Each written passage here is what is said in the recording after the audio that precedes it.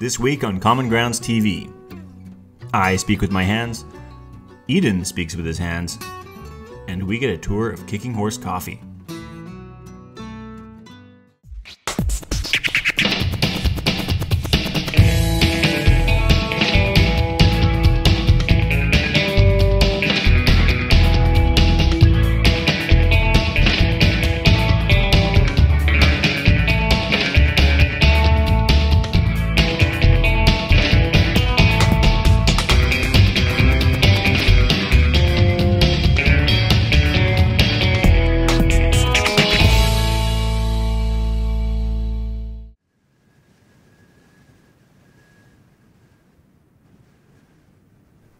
Pointy mountains covered in snow told us that we had both returned to BC and that it was winter.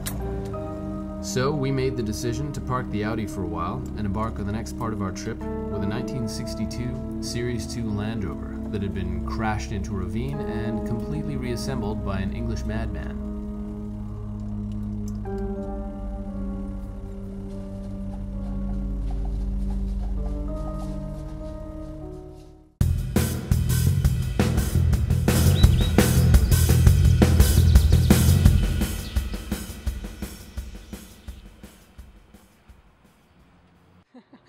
My name's Alana Rosenfeld. I'm from Kicking Horse Coffee. Well, we started 15 years ago in Invermere, British Columbia. Moved to a small town in the mountains and basically had to figure out what to do for a living. And we were young and naive and decided to roast coffee. So we started in our garage. Yes, literally, and basically it was just the two of us, and we did everything from pack the coffee, roast the coffee, try to sell the coffee, everything. And that was in 1996. And today, how has the business progressed to its present state? Okay, well, we're on to our fourth edition on our building, our roasting facility. We've got 50 employees, and we're the #1 organic fair trade coffee in Canada. Fair trade came to Canada pretty much around the same time that we started, and they came to see us. They were setting up licensees across Canada, and we loved the idea right off the bat, so we signed on. We were the first fair trade licensee in Canada, and that was in 1997. And we've been pioneering and pushing that whole fair trade and organic agenda ever since. There was many different avenues that we could have marketed our product. I mean, we could have gone office coffee, we could have gone cafes, restaurants, grocery. There were so many different avenues. But what we saw pretty quickly was there was an opening in the grocery stores. There was actually no good coffee at all in the grocery stores. And that's where we then decided to focus all our packaging, all our marketing, all our sales. We didn't really have to do a cafe. You know, we're a roasting manufacturer, and said if we're going to do something, we really want to wow the customer and wow them as they walk in the door and when they're looking at the interior, wow them when they have their cup of coffee. So we did hire an architect, Marc Boutin Architects, and worked with them, and yeah, put together a phenomenal setup, and the space definitely works. And you watch people, if they've never been in here before, they open up the door and they just sort of stop. They look around and you see their mouths go, wow. So that was really what we wanted to do, and I think we were very successful in accomplishing that.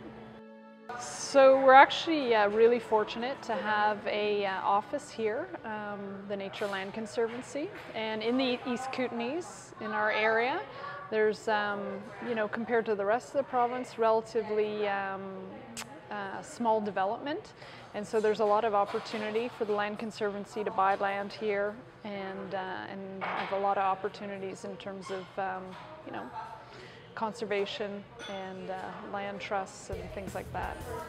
So that's why we're involved with them. I personally believe in, I'm a bit of an environmentalist, and one of the ways that I like to support is certainly in land conservation. Yeah, and then everything follows after that. Thanks. What's your official title? My official title is the head roaster for Kicking Horse Coffee. Excellent. And did you start off on the floor, work your way up, or were you roasting for another facility first, or how did you come around here? I started on the floor. Since then, I've been able to develop profiles and do courses that are all applicable to roasting coffee. Where do you start for the education in something like that? Do you travel the world a bit to see how it starts at the origin level, or do you go to other roasters that are already set up? Well, what we do here is we basically start by getting you right into the thick of things, and you start by apprenticing with the roaster, and it starts with the green beans. So you have a good understanding of the different types of green beans that we use, and then what each profile and flavor characteristic of each green bean will offer. And after we've done that for some time, then the roasters will go down and actually go to origin. So you actually have a little bit of an understanding of green coffee before you go down to an origin. We're looking for very set specific flavor profiles within certain regions that will develop and give us the taste characteristic of each blend that we're looking for.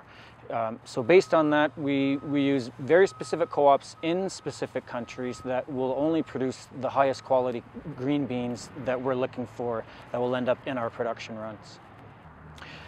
We offer 21 different blends of coffee. We do have single origin blends, and we do have other very specific blends that will sell to the retail market.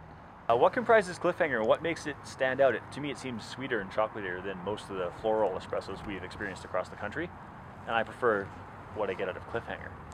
That's right. We develop our roast profile for Cliffhanger very specifically oriented towards a cappuccino, and what we're looking at doing is understanding that our customer base are mainly drinking cappuccinos, and we will source our beans, we'll roast our product and develop our espresso for that type of a product. So we're not necessarily going with the lighter espresso, we are going more for a little more punch in your coffee. You want to be able that espresso to come through in the product. There's 3 very specific geographic regions we use within our espresso, and within that blend it gives us a nice crema. It's got a good sweet chocolatey body within the espresso.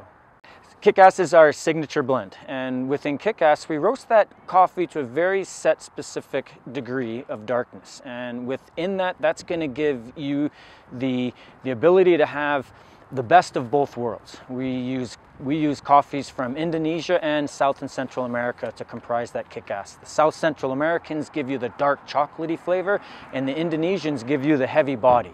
Within both of those comes together our Kick-Ass, and that is getting best of both worlds in the coffee world.